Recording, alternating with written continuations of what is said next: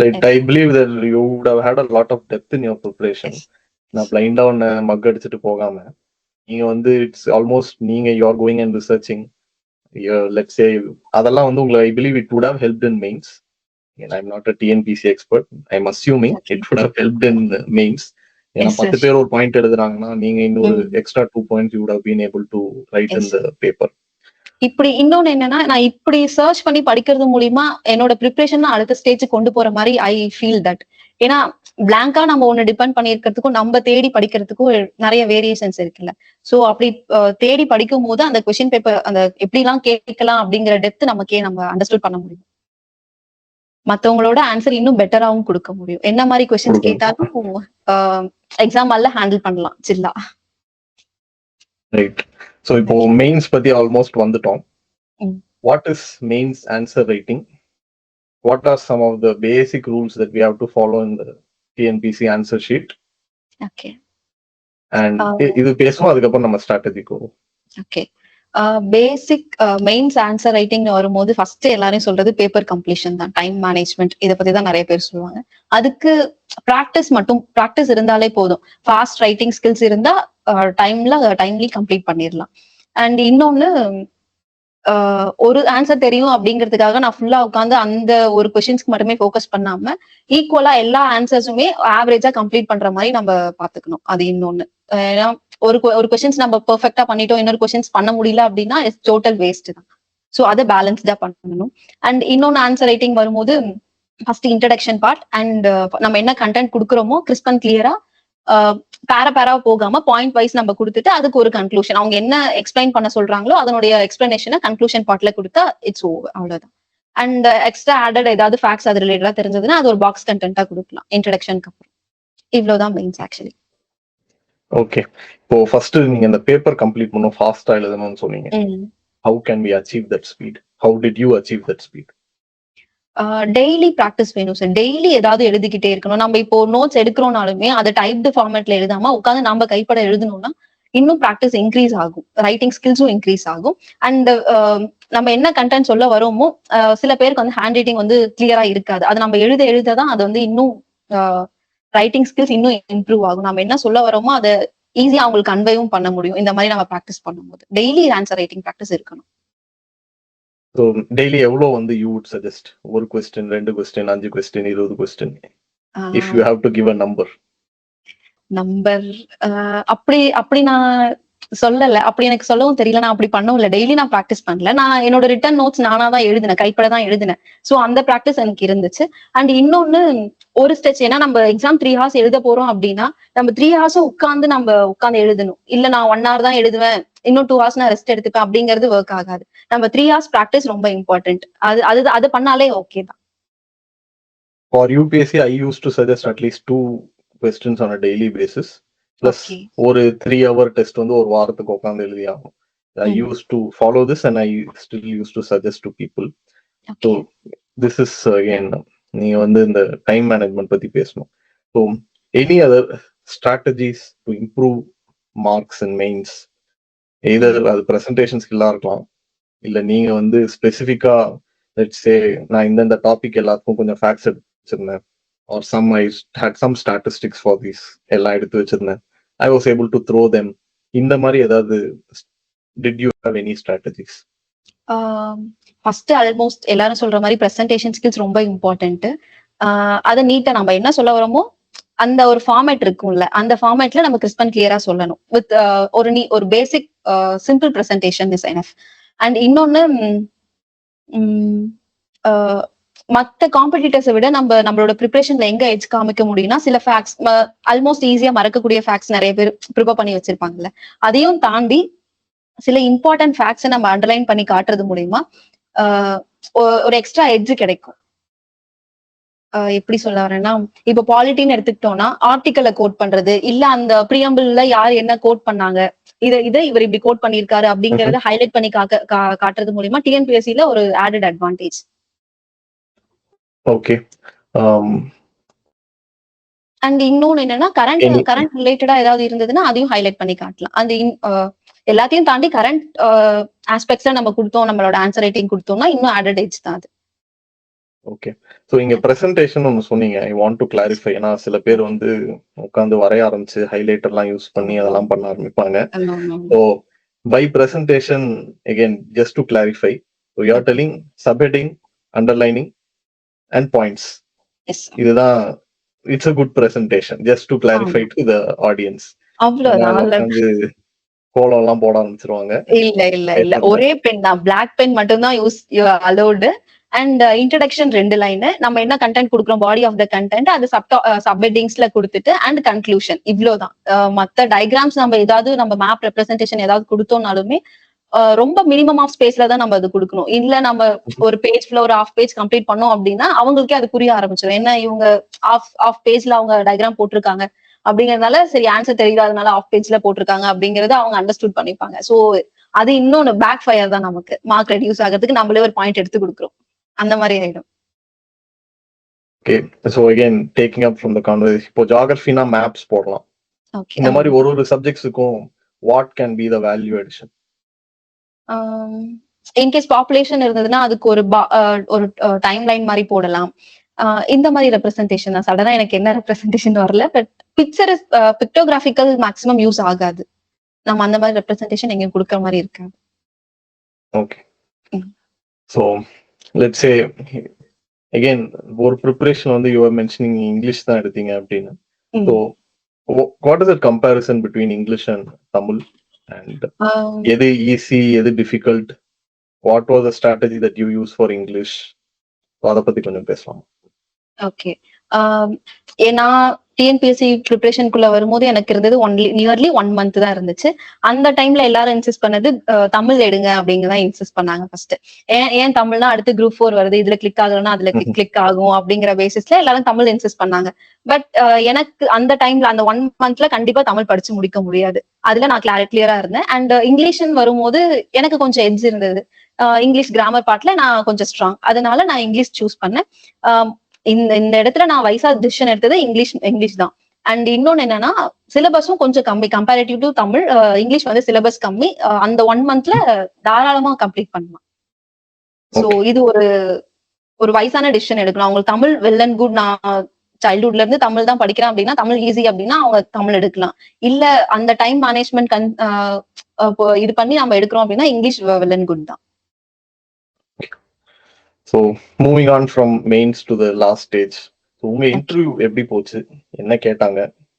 Okay. நான் agri background. Okay, நான் agri background. So எனக்கு மோஸ்ட் ஆஃப் த क्वेश्चंस வந்து அக்ரிகல்ச்சர் ரிலேட்டட் தான் வந்துச்சு. என்னோட பேனல் மெம்பர்ஸும் அக்ரி டிபார்ட்மெண்ட் தான். சோ அதனால எனக்கு அக்ரிகல்ச்சர் ரிலேட்டட் क्वेश्चंस வந்தது. அண்ட் அன்னைக்கு நாளோட நியூஸ் பேப்பர் क्वेश्चंस அண்ட் இவ்வளவுதான் கேட்டிருந்தாங்க எனக்கு. அண்ட் இன்னொன்னு என்னன்னா இவ்வளோ லாங் ப்ரிப்பரேஷன் 2018ல இருந்து இப்போ வரை என்ன பண்ணீங்க, அந்த மாதிரி பேசிக் क्वेश्चंस தான் கேட்டாங்க. சோ நான் phase 2 இன்டர்வியூல போனதுனால எனக்கு இன்னும் கொஞ்சம் லிபரலா இருந்தது interview. Okay, can you throw some questions? anything summer crops, agriculture ரிலேட்டடா சம்மர் கிராப்ஸ் என்னென்ன, அது என்ன சாயில்ல வளரும், அந்த மாதிரி क्वेश्चंस கேட்டாங்க. அண்ட் ரீசெண்டா MS சுவாமிநாதன் அவங்க நோபல் பிரைஸ் அது ரிலேட்டடா क्वेश्चंस த்ரோ பண்ணாங்க. இவ்வளவுதான் இருந்தது.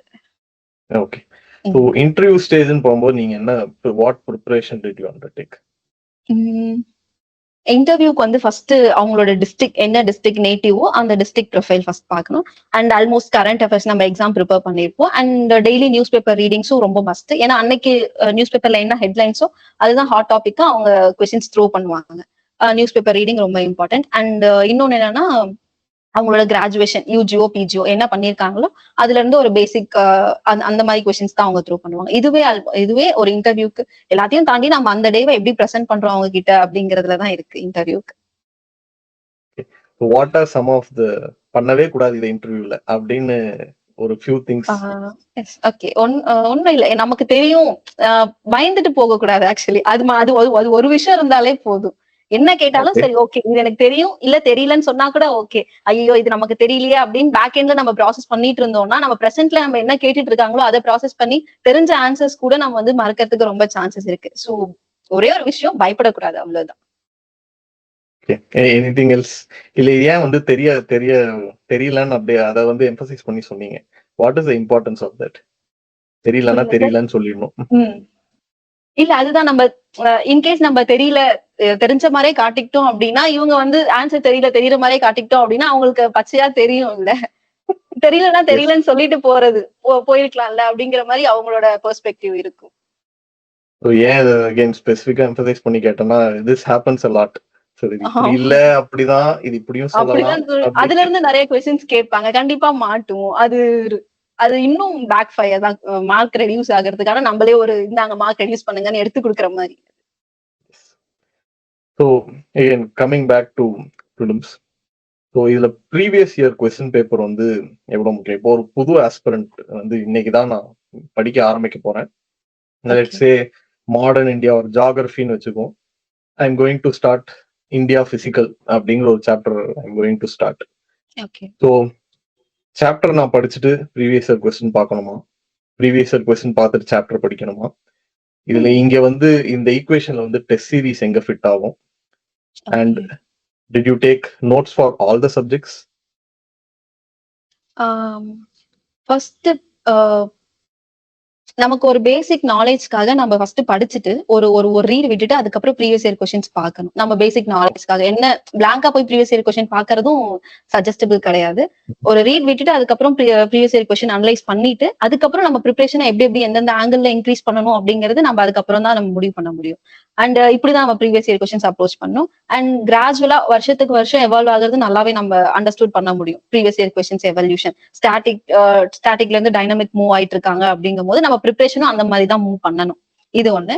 அண்ட் இன்னொன்னு, நான் எனக்கு டைம் சஃபிஷியன்டா இருந்ததுனால நான் எல்லாத்துக்குமே என்னோட ஹேண்ட் ரிட்டன் நோட்ஸ் தான் எடுத்தேன். ஓகே, இதுல டெஸ்ட் சீரிஸ் அப்படிங்கிறது இந்த ஈக்குவேஷன் வந்து எங்க ஃபிட் ஆகும்?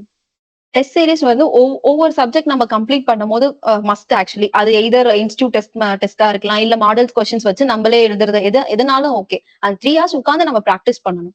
அண்ட் எங்கன்னா ஒரு சப்ஜெக்ட் கம்ப்ளீட் பண்ணிட்டோம் அப்படின்னா ஸ்டார்டிங்ல இருந்தே நம்ம ஒரு ஃபியூ கொஸ்டின்ஸா இருக்கட்டும் அப்படிதான் நம்ம கிராஜுவலா ஒரு சடனா போய் 3 மணி நேரம் உட்காந்து எழுதுறதுங்கிறது பாசிபிள் கிடையாது. 1 hour, அதுக்கப்புறம் 2 hour, அதுக்கப்புறம் 3 hour, இப்படி நம்ம ப்ரிப்பரேஷனையும் டெஸ்ட் சீரிஸ் ரெண்டுமே சைமல்டேனியஸா தான் கொண்டு போக முடியும். Well set. அகைன் நீங்க அந்த ட்ரெண்ட பத்தி பேசணும். அகைன் அது எனி எக்ஸாம்க்கு வந்து இட்ஸ் வெரி இம்பார்ட்டன்ட். அந்த ட்ரெண்ட புடிச்சு அதுல அந்த பல்ஸ புடிச்சிட்டா உள்ள போயிடலாம், இல்லைன்னா அப்படியே சுத்திட்டே தான் இருப்போம். So in your opinion how TNPSC, let's take group 2 first. Group 2 ஓட ப்ரிலிம்ஸ் இந்த ட்ரெண்ட் வந்து எப்படி இருந்தது, எப்படி மாறிட்டு இருக்கு, and to you expect any changes in this year? Sure. இப்ப எப்படி முன்னாடி டிஎன்பிஎஸ்சி பொறுத்தவரையும் ஃபேக்சுவல் ஸ்டாட்டிக் இப்படிதான் கேட்டுட்டு இருந்தாங்க, புக்ல இருக்கிறது அந்த மாதிரில இருந்து இப்போ நிறையவே டைனமிக் காம்படிஷன் இன்க்ரீஸ் ஆகிறதுனால அவங்க டுவர்ட்ஸ் யூபிஎஸ்சி ஷிஃப்ட், இந்த ஷிஃப்ட் வந்து நல்லாவே ரியலைஸ் பண்ண முடியும். எய்தர் பிலிம்ஸா இருக்கட்டும் இல்ல மெயின்ஸ், ரெண்டுத்துலயுமே நல்ல கிராஜுவல் சேஞ்சஸ் அப்சர்வ் பண்ண முடியும். ஸோ நம்ம ப்ரிப்பரேஷனும் அந்த மாதிரி தான் இருக்கணும். எய்தர் புக்கை மட்டுமே படிச்சுட்டு போகாம நம்ம அதுக்கு ஒரு எஃபர்ட் போடணும். ஆக்சுவலி எந்த ஒரு ப்ராசஸ்னாலுமே நம்மளோட பர்சனல் எஃபர்ட் போட்டு தான் ஆகணும். அதுக்கு வேற ஆப்ஷன்ஸே கிடையாது. அது வந்து இப்போ நவடேஸ் ஸ்டூடெண்ட்ஸ் என்ன ஃபீல் பண்றாங்க அப்படின்னா நம்ம ப்ரிப்பரேஷனையே எதர் ஸ்ட்ரெஸ்ஸோ டிப்ரெஷனோ அந்த மாதிரி ஃபீல் பண்ண ஆரம்பிச்சிட்டாங்க. அது அப்படி கிடையாது. அது அந்த ஒரு ப்ராசஸ்க்கான அந்த ஒர்க்கை தான் அவங்க அப்படி ஃபீல் பண்றாங்க. பட் அந்த ஒர்க் போடாம எந்த ஒரு ரிசல்ட்டும் நமக்கு ஃப்ரூட்ஃபுல்லா கிடைக்காது. அண்ட் மெயின்ஸ் பெர்ஸ்பெக்டிவ்ல பார்த்தோம் அப்படின்னா சேம் ப்ரிலிம்ஸ் மாதிரி தான் அதுவும் டைனமிக்கா சேஞ்ச் ஆயிட்டு இருக்கு. ஸோ நம்ம ப்ரிப்பரேஷனும் அந்த மாதிரி தான் இருக்கணும். நிறைய கொஸ்டின் சால்வ் பண்ணணும். நம்மளே ஓனா கொஸ்டின்ஸ் கிரியேட் பண்ணணும். ஆக்சுவலி கிரியேட் பண்ணி இந்த டாபிக்ஸ்ல இந்த மாதிரிலாம் கொஸ்டின்ஸ் கேட்கலாம், இந்த கரண்ட் அஃபேர்ஸ் ரிலேட் பண்ணி இவங்க இப்படி எல்லாம் கேட்கலாம் வாய்ப்பு இருக்குன்னு அப்படின்னு நம்ம எவ்வளவு நம்ம இங்க ஒர்க் பண்றோமோ, கேட்கறாங்க கேட்கல அதையும் தாண்டி அந்த கொஸ்டின்ஸ் நம்ம போய் புதுசா ஒரு கொஸ்டின்ஸ் அப்ரோச் பண்றதுக்கு ரொம்ப யூஸ்ஃபுல்லா இருக்கணும். நம்ம இந்த மாதிரி பேக் எண்ட்ல ஒர்க் பண்ணிட்டு போனோம் அப்படின்னா. கரெக்ட். இப்போ நீங்க சொன்னதே வந்து ஒரு எக்ஸாம்பிளோட சொல்ல முடியும். சோ தட் ஒரு புது ஆஸ்பிரண்ட் வந்து it will be helpful. Okay. இப்போ டிஎன்பிஎஸ்சி பொறுத்தவரை என்வரான்மெண்ட் வந்து ஒரு புது சப்ஜெக்ட். ஆக்சுவலி முன்னாடிலாம் என்வரான்மெண்ட் அப்படிங்கிற ஒரு சப்ஜெக்ட் மேக்ஸிமம் படிக்க மாட்டாங்க, ஸ்கிப் பண்ணிடுவாங்க. அண்ட் இப்போ என்வரான்மெண்ட்ல இருந்து நிறைய கொஸ்டின்ஸ் வரும். அண்ட் ரீசெண்டா இப்போ குரூப் 2லயுமே 2 கிளைமேட் சேஞ்ச்ல இருந்து கொஸ்டின்ஸ் கேட்டாங்க. ஆல்மோஸ்ட் 2 கொஸ்டின்ஸுமே சிமிலர் தான். அதை ஸ்டாட்டிக்கா இப்போ கிளைமேட் சேஞ்ச்னா என்ன, இதுக்கு இந்த ப்ரோட்டோகால்ஸ் அப்படின்னு போகாம அவங்க எப்படி கேட்டிருந்தாங்க அப்படின்னா இன்டர்நேஷனலா இருக்கட்டும் இந்தியாவும் என்ன ஸ்டெப்ஸ் எடுத்திருக்காங்க அப்படிங்கிறது தான் அவங்க கொஸ்டினா இருந்தது. இப்போ நம்ம ப்ரிப்பரேஷன் எப்படி இருக்கும், கிளைமேட் சேஞ்ச்னா என்ன அப்படிங்கிறது மட்டும் பேசிக்கா பார்த்துட்டு போயிருப்போம். இப்போ நம்ம இங்க என்ன இம்ப்ரூவ் பண்ணணும் அப்படின்னா கரண்ட் அஃபேர்ஸ் ரிலேட்டடா அவங்க கரண்ட் அஃபேர்ஸ் படிக்கும் போது இந்தியா கிளைமேட் சேஞ்சுக்கு ரிலேட்டடா என்னென்ன ஸ்டெப்ஸ் எடுத்தாங்க ரீசென்ட்ல, COP 26, 27 இதெல்லாம் நடந்தது இல்ல, இது எல்லாத்தையும் நம்ம இன்கார்பரேட் பண்ணோம். அண்ட் ஆடடா தமிழ்நாடு என்னென்ன ஸ்டெப்ஸ் எடுத்தாங்க அப்படிங்கறதையும் ஆட் பண்ணும். தமிழ்நாடு நிறைய வெட்லேண்ட் சப்மிட்டா இருக்கட்டும், இல்ல கிரீன் இந்தியா மிஷன், இந்த மாதிரி நிறைய ஸ்டெப்ஸ் எடுத்திருப்பாங்க. அது எல்லாத்தையுமே நான் ஆட் பண்ணி இப்படிதான் நம்ம அந்த அந்த டாபிக்கை நம்ம இப்படிதான் கோ த்ரூ பண்ணணும். Correct. Well said. And let's say இதே மாதிரி can you give another example from mains perspective? In any other subject, environment இல்லாம any other subjectல ஒரு example. Okay then administration wise வரும்போது எப்படி நம்ம கவர்னர் படிக்கிறோம் அப்படின்னா கவர்னருக்கு இந்த ஆர்டிகல்ஸ் இந்த பவர் இதெல்லாம் இருக்கும். ஆனா அவங்க கொஸ்டின்ஸ் எப்படி கேட்பாங்கன்னா, இப்போ கவர்மெண்ட் வந்து as per constitutional it's government வந்து நீட் இல்லையா, அது ஃபெடரலிசம் எவ்வளவு அஃபெக்ட் பண்ணும், இப்படிதான் அவங்க கொஸ்டின்ஸ் இருக்கும். சோ நம்ம இதை மட்டுமே படிக்காம இந்த மாதிரி அனலிட்டிக்கலா நம்ம படிச்சுட்டு போகணும். ஆக்சுவலி இப்படிதான் ப்ரிப்பரேஷன் கொண்டு போகணும். ஸோ அதான் as you said, UPSC படிச்சவங்களுக்கு இட்ஸ் வெரி காமன். இது வந்து இதுதான் ப்ரிப்பரேஷன், இப்படிதான் ஆரம்பிக்கவே செய்யும். தம்பி இதை நீ புக்ல இருக்கிறதெல்லாம் யாரும் கேட்க போறது இல்ல, நீ படிச்சதுல you have to give some critically analyse, analysis, comment, இதுக்கு வித்தியாசம் புரியறதுக்கே ஒரு வருஷம் ஆகும் யூபிஎஸ்சில. So that pattern, as you said, it's coming into TNPC. So again an interesting question. இப்போ இந்த 6 years long journey இதுல வந்து நிறைய வாட்டி இது ஏன்டா இதை பண்றோம் விட்டுட்டு போலாம் அப்படின்ட்டு இருக்கும். So what made you continue? And again ஒரு நாள், let's say even in a month or a week, ஒரு நாள் ஒரு டே இருக்கு அப்படின்னா how do you keep your motivation up? And what made you sustain this more than 6 years of preparation in this field? So ஒரு வார்த்தையில சொல்லணும்னா I need it, அவ்வளவுதான் சொல்ல முடியும். ரைட். நான் எப்பெல்லாம் டவுனா ஃபீல் பண்ணுவேன்னா, நான் எனக்கு சில பர்சனல் கமிட்மெண்ட்ஸ் அந்த மாதிரி இருக்கும்ல, நான் கண்ண மூடி என் அம்மாவை நினைச்சுப்பேன், அவ்வளவுதான். I take some break. Okay. So break என்ன பண்ணுவீங்க? ஊருக்கு போயிட்டு வீட்டுக்கு போயிட்டு வரதா இருக்கட்டும், அந்த மாதிரி ரொம்ப டவுனா ஃபீல் பண்ணும்போது அம்மாவை நினைச்சுப்பேன். அண்ட் இன்னொன்னு என்னன்னா, வீட்டுக்கு போயிட்டு அவங்கள பாத்துட்டு வந்தோம்னா எனக்கு கொஞ்சம் கான்பிடன்ஸ் வரும். சரி ஓகே, இது நமக்கு வேணும், இதுதான் நமக்கு வேணும், அதான் நம்ம இங்கதான் இருக்கணும், உங்களுக்கு ஆப்ஷனே கிடையாது அப்படிங்கிற மாதிரி ஃபிக்ஸ். ஓகே. ஏன் இதுதான் வேணும்? What's so special about TNPC or let's say UPSC or any job in this field? Okay, first UPSC preparation, I mean சின்ன வயசுல இருந்தே அது ஒரு ஆசை, ஐஏஎஸ் ஆகணும், கலெக்டர் ஆகணும், அந்த மாதிரி ஒரு ஆசையில வந்ததுனால இந்த ஃபீல்டு விட்டு அவ்வளவு சீக்கிரம் என்னால போக முடியல. அண்ட் நான் என்னோட சேஞ்ச் ஓவர் எப்படி இருந்தது, யூபிஎஸ்சி டு டிஎன்பிஎஸ்சி என்னால அக்செப்ட் பண்ண முடியல. சரி ஓகே, நமக்கு பினான்சியல் இண்டிபெண்டன்ட் வேணும் அப்படிங்கறதுனாலதான் அந்த ஒரு ஷார்ட் டைம்ல நான் யூபிஎஸ்சில இருந்து டிஎன்பிஎஸ்சி ஷிஃப்ட் ஆகுனேன். அது ஒரு reason. And stick on to the point, இது என்னோட ட்ரீம், அது என்ன பேஷன் என்ன வேணா சொல்லலாம், பட் எனக்கு அது வேணும், எனக்கு I want to taste the fruit அப்படிங்கிற மாதிரி ஒரு ட்ரீம், அவ்வளவுதான். ஓகே. ஒரு மிடில் கிளாஸ்க்கு நம்ம அடுத்த ஸ்டேஜ் போகணும். பேசிக்கா நான் ஃபர்ஸ்ட் கிராஜுவேட் வீட்ல, சோ அடுத்த ஸ்டேஜ்க்கு போகணும் அப்படின்னா அது ஒரு எஃபோர்ட் எடுக்கணும் அப்படிங்கறது இருக்கும்ல. சோ அது அந்த ஒரு புஷ் பேக் ஃபேக்டராவும் இருந்துச்சு.